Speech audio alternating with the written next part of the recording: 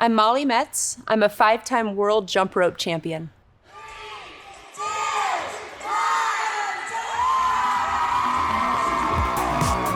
I've been a competitive jump roper since I was 7 years old. Jump rope is just part of me. It's my passion. It's what I was meant to do. And I created a new type of jump rope.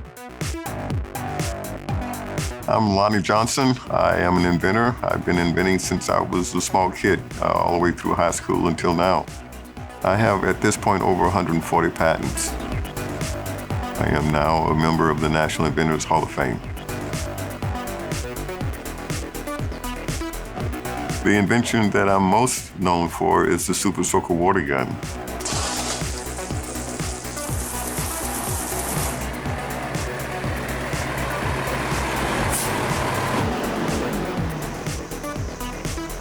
My name is Rashawn Conaway. I'm a lineman. Very dangerous, tedious, and a nerve-wracking job, but it's rewarding. I love it. I created a new type of hard hat. Inventors have been able to succeed here in this United States because of their protection that they are afforded through the patent system. Patents are the great equalizer. They can allow men, women, white, black, they can allow all of them to seek franchise from their intellectual property. The playing field is professed to be equal, in that if you pursue a patent and you have the due diligence over time and you remain committed, you will in fact receive the award for your intellectual property. The ecosystem of innovation starts at the mom and pop level. So you have everyday fathers, everyday moms being driven to innovate. In 2004, I was in a very bad car accident. I was knocked unconscious. I broke my ankle in several spots, and it really messed up my hip. So it really changed the way I jumped. I was jumping crooked. The jump ropes out there were not working for my setup faults. I really needed to create a solution for myself to fix that problem. So there's a dual bearing system inside of this jump rope handle. Along with the bearing system, I have an articulating eyepiece, never to be found in any jump ropes. When you're going at high speeds, you want this wire to follow your hand wherever it goes. Because if it doesn't, it will cut, it will shear, it will break. Really, that was the problem that I solved with all the jump ropes that were out there at the time. The pursuit isn't always necessarily to get rich, it is to do a better good, a higher good. The ecosystem of innovation in this country needs to be nurtured where these individuals are encouraged to come forward and contribute. All right, one of the problems out here in the field working is the hard hat and the lighting situation. As you can see here, it's easy to manipulate and come off easily. When you're up in the bucket, you can't use a flashlight because you have to use both hands. One solid blank. What? Another problem is communication. When you're up in the air, 30, 40 feet in the air, you have to yell down. Sell your electronic devices around, that kind of stuff. It's a no-no. The problem is the helmets of the day does not have the integration of communication and lighting. So I thought, why not put it together? We decided to move forward and do something different, do a new innovation on it, and it became this particular product, which is the iNod helmet that has lighting on it from the front side to the back side. This has the ability to communicate, two-way radio, open channel. I said, well, there ain't no way in the world I'm the only one who can think of something like that, but found out there's nothing like it. My overall inspiration is from my father. He's always been an unofficial, like an inventor. And so I'm thinking, this could be big. Went to him and I said, Dad, look what I thought about. He was like, go do it. So I'm like, yeah, let's do it. So here it is. Are you an inventor or? No. What? No, I'm not an inventor. Not by a long shot. I'm a blue-collar, hard-working man that loves to create and loves to come up with ideas. It's very, very gratifying to come up with an idea and see that turn into reality. It's like magic. What worked for me was licensing. Patent protection was the foundation for doing a deal. because with that, I was able to get resources, and now I am an independent inventor. I have my own company. I'm now focused on advanced energy technology. Diversity and inclusion in the patenting and invention process. People come from different backgrounds, will have different perspectives and different ideas about how to approach a problem. It's extremely important that everyone be included in the process. You know you've created something really innovative. You get that ribbon and you think, wow, I'm an inventor. I'm just Molly, a jump roper, and I have a patent. Patents should afford you that guarantee of ownership, that guarantee of reward for all that sweat and hard work and angst that you have endured. However, we are having this conversation right now because our patent system right now is, in fact, under attack. Our patent system used to be strong, but that is no longer the case because of recent changes to the patent system. The patent system now is facing some challenges. People are having more difficulty, particularly smaller inventors who don't have the resources that big corporations have. You have examples of young men and women reaching deep into their pocketbooks, reaching deep into their life savings, right? All to no avail. Rashawn Conway. The process and the road that he has had to travel has been arduous, at least. The number one issue brought up with present-day Black inventors, a lack of resources, and oftentimes a lack of access to information. I knew it was going to be a struggle. I knew it was going to be, and I was in for the long haul. But I did not factor in all of the other little processes and all the things that happened as we started going further into getting the patent. To get that kind of information, they have to dig. We gotta add this. This is gonna cost you. They got a late fee on this one. They got, like, what?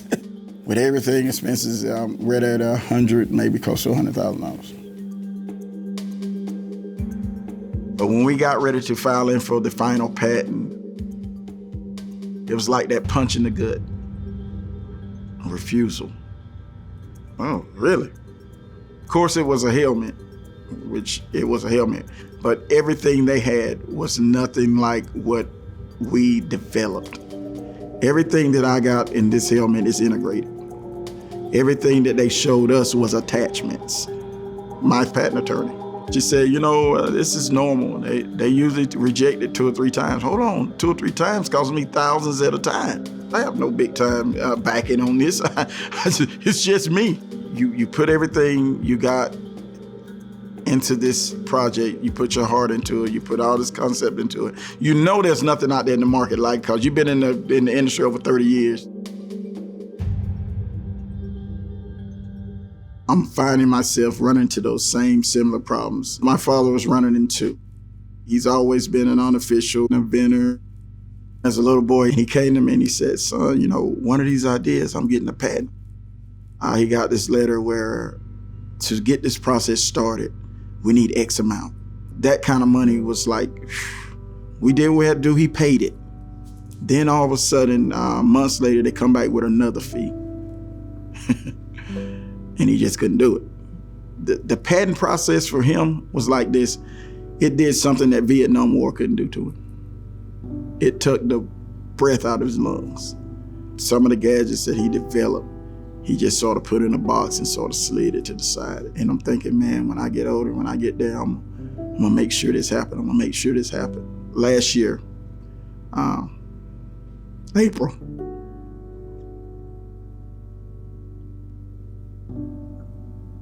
the pandemic started.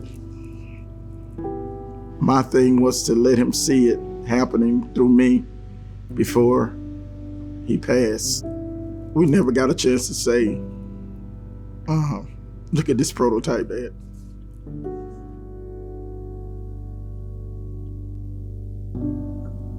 So the problems my father was running into, I'm finding myself running into those same similar problems years later.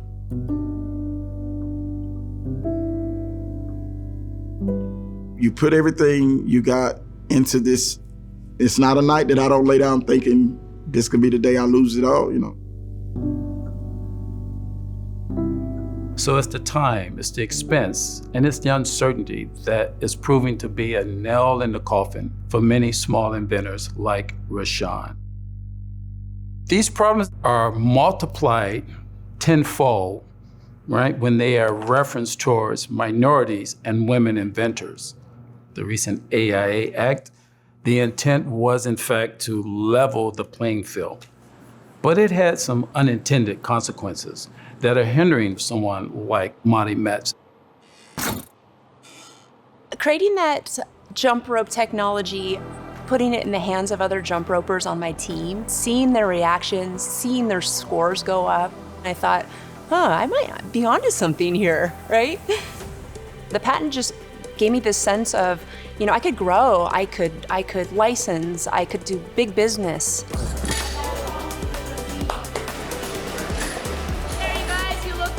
I opened a jump rope gym, a CrossFit gym.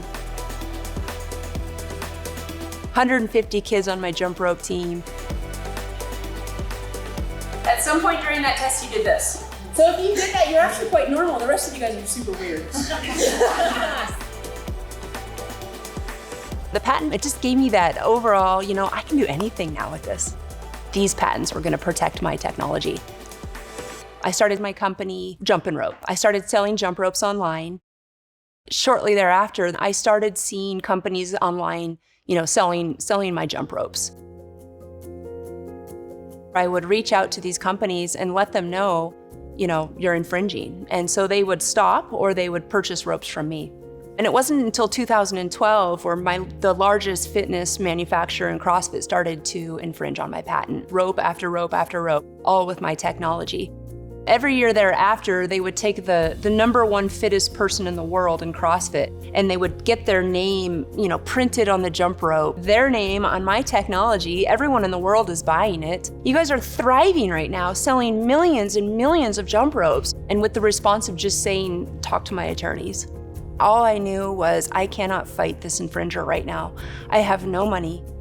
I can't afford an attorney, and I have to just watch them steal. So in 2015, I made the difficult decision, and that's the decision to get rid of my gym.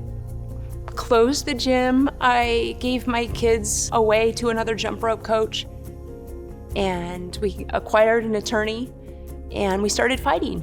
We're gonna go after the big guy, the Goliath. When I sued them for infringement on my technology, they were able to turn that right back around and challenge me for the validity of my patent. They were able to take my case to the Patent Trial and Appeal Board, the PTAB. I said, what's wrong with my patent? I spent 4 years, $30,000 getting these patents. What's wrong with it? Why are we not discussing infringement? Why are we discussing the validity of my patent? My attorneys tried to explain to me, Molly, this is a normal process. This is a new thing in the law. It's okay. And I thought, okay, I'm gonna trust these. These are my attorneys telling me this. I'm gonna trust the system. My oral argument was in my attorney's home. I was on a Zoom call. One of the judges had a barking dog behind them, so they were very distracted by this dog. My entire life is on the line in a Zoom call with a barking dog. I was expecting that my patent and the infringement of my patent would be brought to a judge, a jury, that there would be evidence, and I thought I would get a fair process by doing this. And that wasn't the case.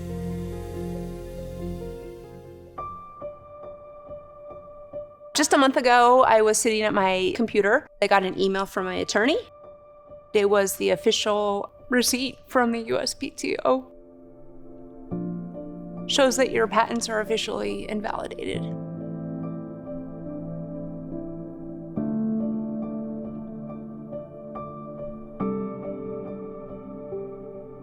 An invention is not just going to the patent office and waiting the 4 years for your invention. It is the thousands of steps I've taken with my jump rope and analyzing myself and kids, and it's my passion.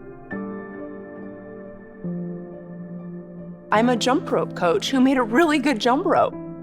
I was given a patent. I paid money for a patent. I have a ribbon with a red sticker on it that says, "You are an inventor."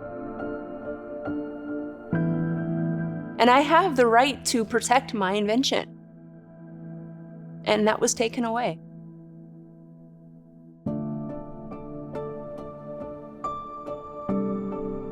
I lost all my licensing agreements. So that's monies on top of the monies I spent just to fight for the validity of my patent. At this point, I have spent over $500,000 defending my patent, and now I have nothing. I would probably not have gotten a patent now that I know what I know today. You don't want that to become the great impression of the U.S. patent system. Hey, it's not worth your time. Then you don't have inventions, you don't have people coming up with innovative solutions. What we don't want is for the patent system to become the great unequalizer. If I come up with an idea, the last thing I want to see happen is for some corporation to step in and then leave me out. We had this great concept of how it should work.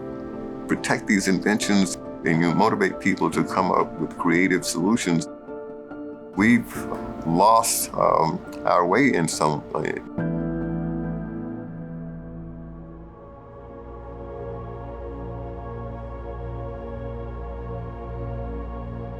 We have an obligation to continue to advance hope to the Rashans and Mahdi's of the world.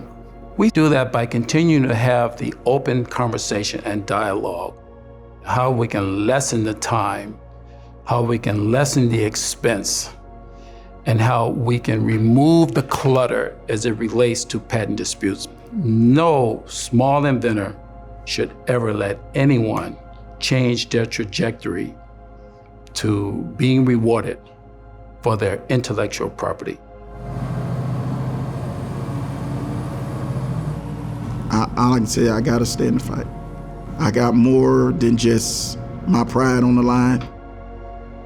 I got father's legacy on my back. I got my children's legacy in front of me, so I'm gonna continue to push. I'm gonna continue to fight.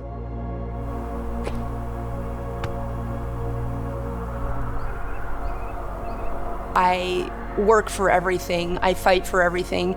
My fight is now about fighting for other inventors like me.